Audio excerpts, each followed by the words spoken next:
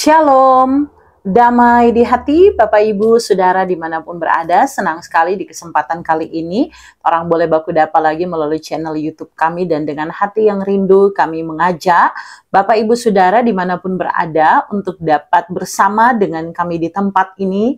Kita akan merenungkan kebenaran firman Tuhan yang menjadi bacaan kita warga gereja Masehi Injili di Minahasa untuk tanggal 6 sampai 12 Juli 2025. Kita akan membaca dari kitab Roma pasal 15 ayat 1 sampai ayatnya yang ke-13. Sekali lagi, Roma pasal 15 ayat 1 sampai 13 di bawah tema mingguan kita, terimalah satu akan yang lain untuk kemuliaan Allah.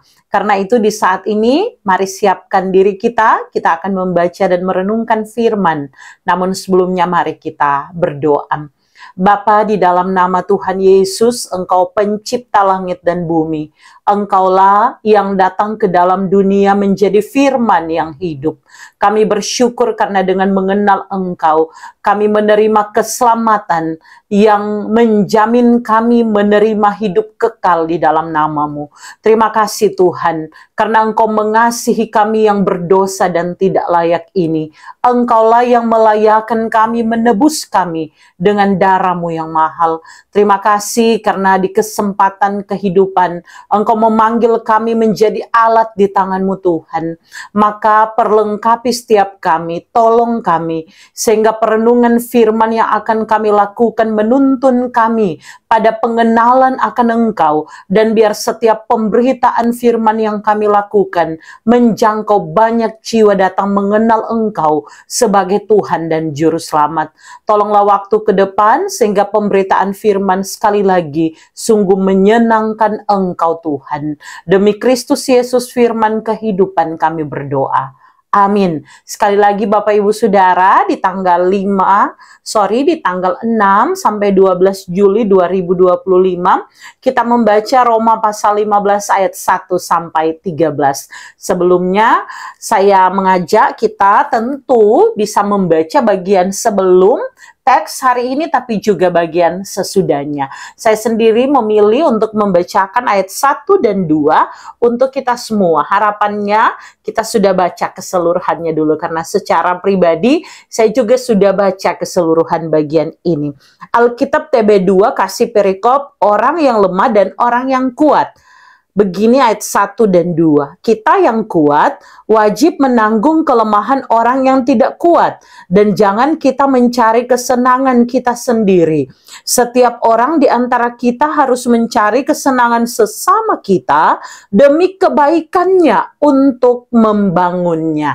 Demikian ya yang saya pilihkan untuk dibacakan, yaitu ayat 1 dan 2. Dan sekali lagi harapannya so baca semua di rumah kan. Nah, kita mau lihat hari ini dalam 3 hal. Pertama, pengantar dulu dari kitab Roma ini.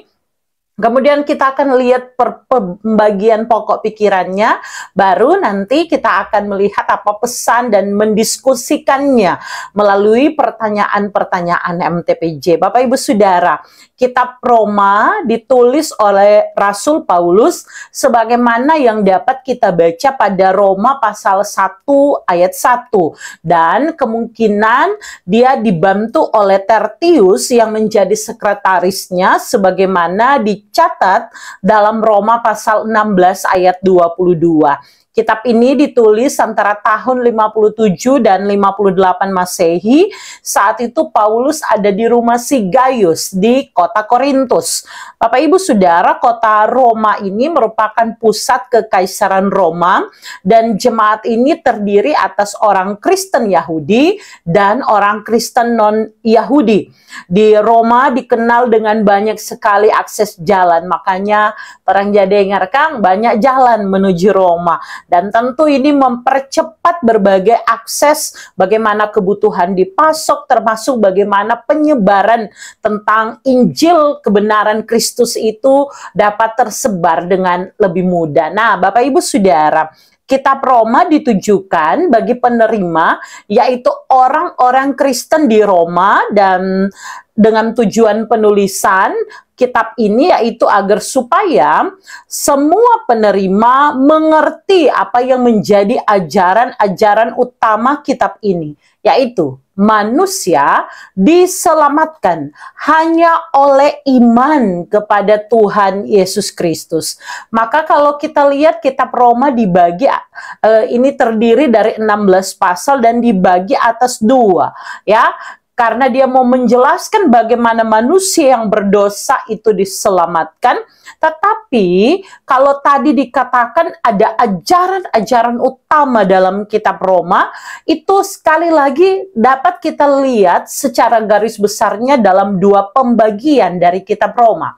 Pertama, pasal 1 sampai pasal 11. Roma 1 ayat 1 sampai Roma 11 ayat 36. Pengajaran tentang Injil merupakan kekuatan Allah yang menyelamatkan setiap manusia. Pada bagian ini dijelaskan bahwa semua manusia telah berbuat dosa dan sudah tidak mengenal Allah. Karena itu manusia berdosa itu berada di dalam penghukuman Allah, yaitu kematian. Keselamatan dari kematian akibat dosa itu hanya dapat diperoleh melalui anugerah keselamatan yang diberikan oleh Yesus Kristus. Maka keselamatan manusia tentu hanya dapat diperoleh dalam iman kepada anugerah Allah di dalam Yesus Kristus itu. Nah, kalau kita lihat pada akhir pasal 11, yaitu Roma 11 ayat 33 sampai 36, ini berisi sebuah doksologi, ungkapan pujian kepada Allah, yaitu semacam puncak dari Roma bagian pertama ini, pasal 1 sampai pasal 11, ketika Paulus itu bicara tentang hal-hal yang sangat penting, pengajaran-pengajaran pokok iman yang mau ditujukan untuk dipahami dari pembaca sebelum dia berpindah kepada hal-hal praktis. Jadi sederhananya bagian pertama Roma pasal 1 sampai 11 bicara tentang pengajaran ini, hal-hal pokok iman. Kemudian setelah pasal berikutnya pembagian kedua pasal 12 sampai 16 itu bicara tentang hal-hal praktis. Apa yang mau manusia lakukan dalam kehidupan? Setelah tahu pokok imannya seperti ini, mau baking apa dalam kehidupan setiap hari? Bagaimana manusia yang menerima keselamatan itu seharusnya hidup? Maka sangat jelas dapat disimpulkan bahwa melalui kitab Roma, Paulus itu hendak mengklarifikasi, tapi juga membela ajaran-ajarannya, termasuk dia mau mencoba menyelesaikan bagaimana adanya ketegangan antara orang Kristen Yahudi dan non-Yahudi. Bapak Ibu Saudara, kalau kita lihat bacaan kita Roma pasal 15, berarti ini ada pada poin yang kedua. Tidak lagi secara terang-terangan, secara jelas, secara tegas Paulus bicara tentang pokok-pokok iman, tapi dia bicara bagaimana hal praktis. Engkau yang sudah diselamatkan dalam iman, bagaimana seharusnya engkau bertindak kepada sesamamu dan kepada pemerintah dan sebagainya. Itu ya ayat-ayat pasal-pasal terakhir ini. Nah, pasal 15 kita membaca ayat 1 sampai 13. Perhatikan pembahasannya demikian ya. Saya bagi atas beberapa pokok pikiran. Yang pertama itu ayat 1 dan ayat 2 menjelaskan tentang panggilan orang percaya yang kuat dalam iman untuk memikul kelemahan sesama yang lemah, bukan untuk menyenangkan diri sendiri. Kata yang dipakai di sini adalah kata bastaso yang menjadi bastasein, diterjemahkan sebagai menanggung. Ini menunjukkan makna yang aktif, yaitu menanggung beban, memikul beban bersama yang berarti ikut terlibat, ikut mendengar, menguatkan, bahkan berkorban agar orang yang lemah itu tidak tinggal sendirian. Jadi bukan cuma pasif, oh dia dalam keadaan lemah, kasihan katu dia, oh dia kasihan dalam keadaan sendiri lemah, dia ketuk seharusnya butuh dibantu. Tetapi sekali lagi menanggung di sini dalam arti aktif. Di dalamnya bisa saja ada pengorbanan agar orang yang lemah itu tidak sendirian. Dia didampingi, kemudian dia bangkit. Ini maksudnya ya. Ini adalah bentuk kasih yang nyata. Setiap orang dipanggil untuk eisto agaton, ya, mencari kebaikan sesama guna membangun mereka dalam iman. Jadi setiap orang percaya dalam berelasi dia punya tanggung jawab sebagaimana keteladanan Kristus yang dibahas di ayat 3 sampai 4 menunjukkan Kristus sendiri adalah teladan tertinggi ketika dia tidak mencari kesenangannya sendiri. Di sini Paulus mengutip Mazmur 69 ayat 10 menyatakan bahwa Kristus menanggung cela demi orang lain. Bapak Ibu Saudara, perhatikan di sini memakai kata oneidismos. Ini berarti hinaan atau penghinaan berat. Ya, selain itu, kalau kita lihat ayat 4 menegaskan bahwa segala yang tertulis dalam kitab suci dituliskan untuk pengajaran agar melalui ketekunan, melalui penghiburan ketika membaca kitab suci, kita itu punya pengharapan yang teguh. Maka setiap kelemahan orang ketika kita hadir dengan meneladankan kasih Kristus, kemurahan hati Kristus, maka kita juga dapat terus fokus pada apa kata firman, buah dari apa yang kita lakukan dan kerjakan itu. Perhatikan ayat 5 dan 6. Ada ungkapan doa agar Allah sumber ketekunan dan penghiburan memberikan hidup yang sehati sepikir seperti dengan kehendak Kristus Yesus. Ungkapan itu berarti satu pemikiran, satu tujuan di antara satu sama lain. Artinya kesatuan meskipun dalam keberagaman itu. Hasil akhirnya jelas. Kalau kita lihat ayat 6, sehingga dengan satu hati, dengan satu suara kamu memuliakan Allah dan Bapa Tuhan kita, Yesus Kristus. Bapak Ibu Saudara, semua memuliakan Allah dengan satu suara. Ini menandakan sebuah ibadah yang ada persekutuan di dalam Kristus, ya. Ayat 7 selanjutnya. Nah, Bapak Ibu Saudara, di ayat 7 kita bisa belajar bahwa di sini mau menegaskan sebuah dasar etis tapi juga teologis dari penerimaan satu akan yang lain, yaitu karena Kristus sendiri telah terlebih dahulu menerima kita, menyadari siapa kita yang tidak layak, tetapi kita diampuni dan dilayakkan di dalam anugerahnya. Bapak Ibu Saudara, kata yang dipakai di sini itu proslambano, dari kata pros yang artinya menuju atau mendekati, dan lambano yang artinya mengambil atau menerima. Jadi proslambano menggambarkan tindakan aktif dan hangat yang menerima seseorang bukan hanya secara formal, tetapi dengan kasih dan kedekatan pribadi ke dalam sebuah komunitas atau hubungan. Jelas di sini berarti kita menerima dengan hangat atau menyambut sepenuhnya. Ini digunakan untuk menggambarkan kasih Kristus yang menerima kita apa adanya. Maka kita pun harus menerima sesama dengan kasih, dengan kerendahan hati. Sekali lagi tujuannya satu, untuk kemuliaan Allah. Nah, selanjutnya ayat 8 sampai ayat 9a.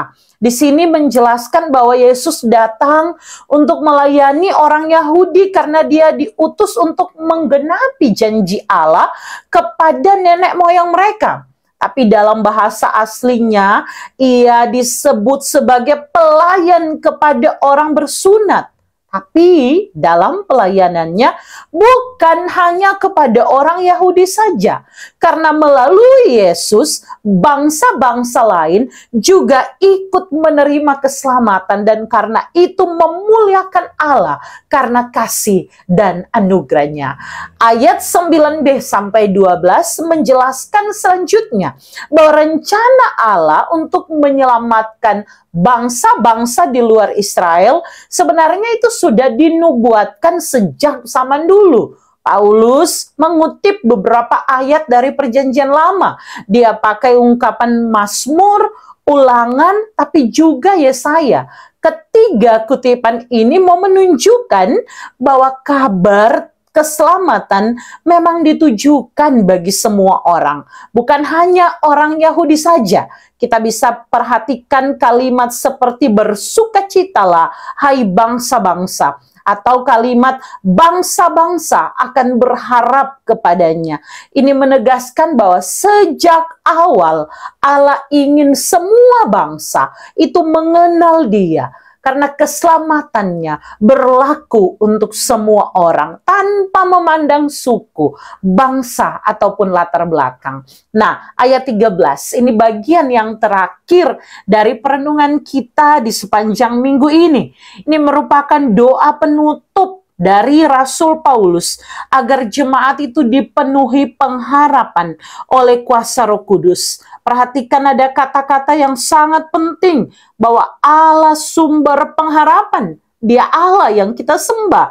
Doanya adalah agar mereka dipenuhi dengan kara, sukacita, eirene, damai sejahtera melalui kuasa Roh Kudus, supaya mereka melimpah dalam pengharapan. Saya bacakan ayat 13. Semoga Allah, sumber pengharapan, memenuhi kamu dengan segala sukacita dan damai sejahtera dalam iman kamu, supaya oleh kuasa Roh Kudus kamu berlimpah-limpah dalam pengharapan.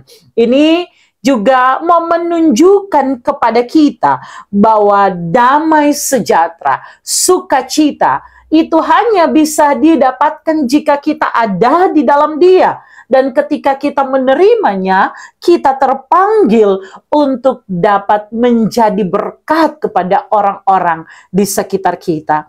Bapak, Ibu, Saudara, dimanapun berada, dalam hidup bersama sebagai orang percaya, kita dipanggil bukan hanya sekedar untuk sabar terhadap orang-orang di sekitar kita, terbeban dengan mereka yang lemah, tapi sekali lagi menolong dengan kasih. Ini pertolongan yang aktif, bukan cuma sampai di kata-kata. Orang mesti mendampingi, orang juga mesti meneladani Kristus yang mau berkorban, supaya mereka melihat Kristus di dalam hidup kita, dan makin kuat imannya, pengharapannya di dalam Kristus. Kita harus saling menerima, saling menguatkan, sebab kita telah diterima dalam ketidaklayakan kita. Kita telah dilayakkan, kita telah diampuni dan dikasihinya. Seharusnya pun kita hidup dalam kasih dan sukacita itu, dalam kasih dan anugerah itu yang memungkinkan kita untuk merangkul siapapun yang ada di sekitar kita. Mari kita terus belajar ya, melalui perenungan di minggu ini untuk menerima sesama kita, terima satu akan yang lainnya, dan saling membangun di dalam kasih. Agar apa? Agar nama Tuhan dipermuliakan dimanapun kita pergi dan berada. Oke, ada 3 pertanyaan untuk kita diskusikan. Pertanyaan pertama, apa yang kita pahami dari terimalah satu akan yang lain untuk kemuliaan Allah berdasarkan Roma 15 ayat 1-13.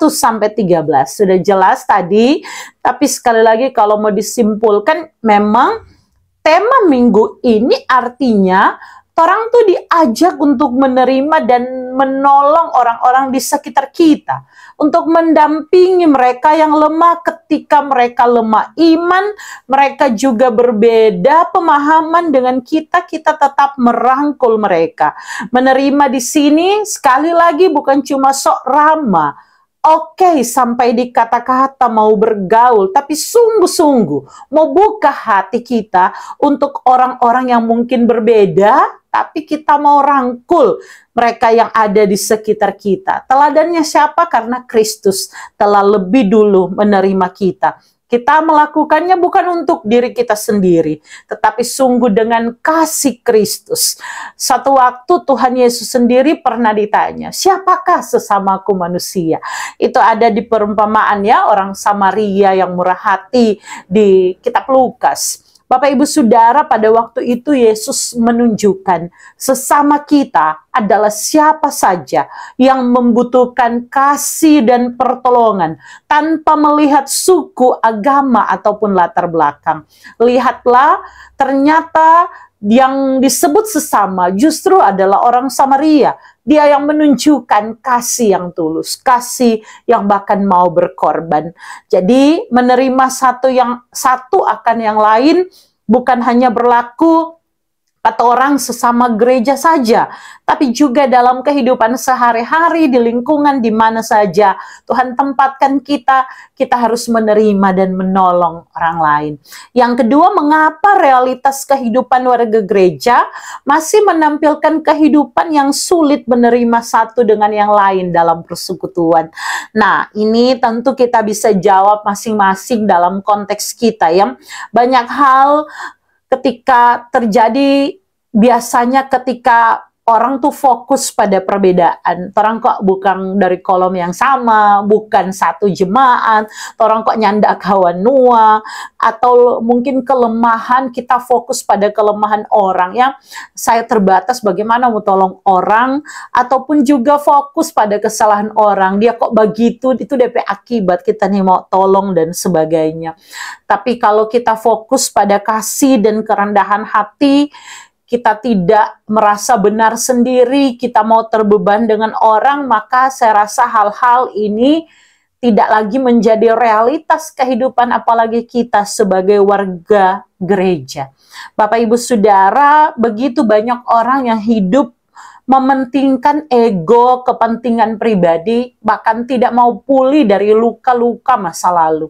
Kalau saya pernah diperlakukan begitu, saya akan perlakukan demikian. Kita sulit membuka diri.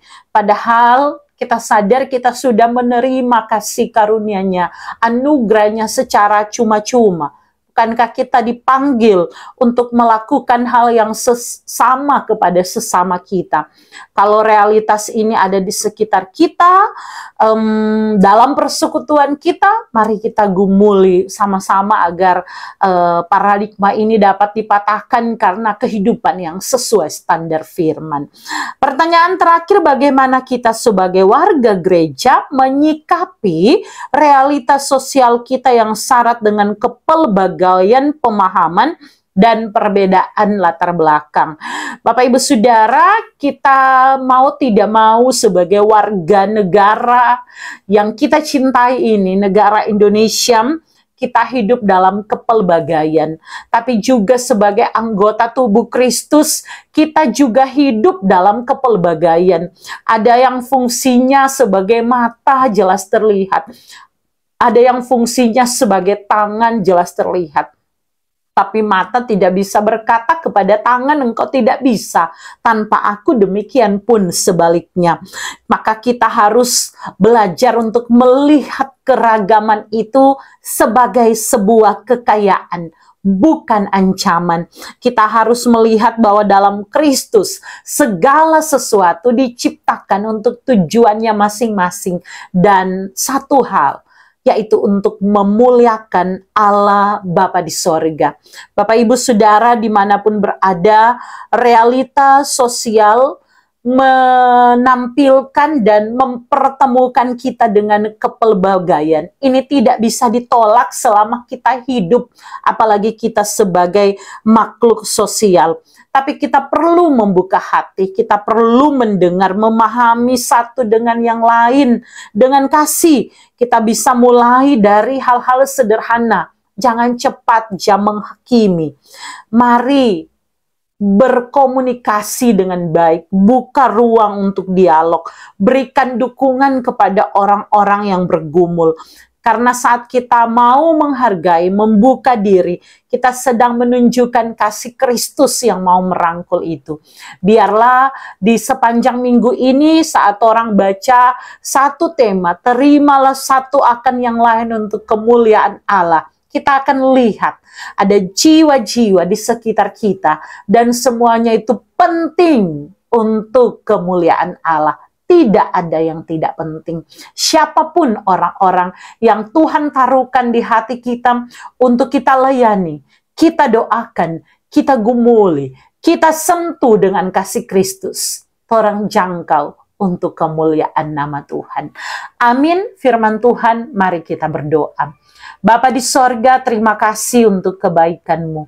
Kami sudah selesai belajar firman. Dalam setiap keterbatasan kami minta hikmat Tuhan. Agar melalui diskusi, agar melalui penelaahan Alkitab, agar melalui perenungan firman, Tuhan semakin membukakan lebih banyak lagi. Dan itu memperlengkapi kami dalam pelayanan yang kami buat. Kami menyadari keterbatasan kami, tapi Roh Kuduslah yang terus memberi kemampuan. Tuhan menolong sehingga setiap pendengar dimanapun berada, yang sakit disembuhkan, yang bergumul Tuhan hiburkan, yang berduka cita Tuhan beri penghiburan sejati di dalam nama-Mu Tuhan. Dan biar Bapa setiap pelayanan boleh menjangkau banyak jiwa datang kepadamu. Terima kasih Tuhan, ini doa kami, demi Kristus Yesus Tuhan kami berdoa. Amin. Bapak Ibu Saudara, akhirnya sampai jumpa. Tuhan Yesus memberkati kita semua. Shalom, damai di hati.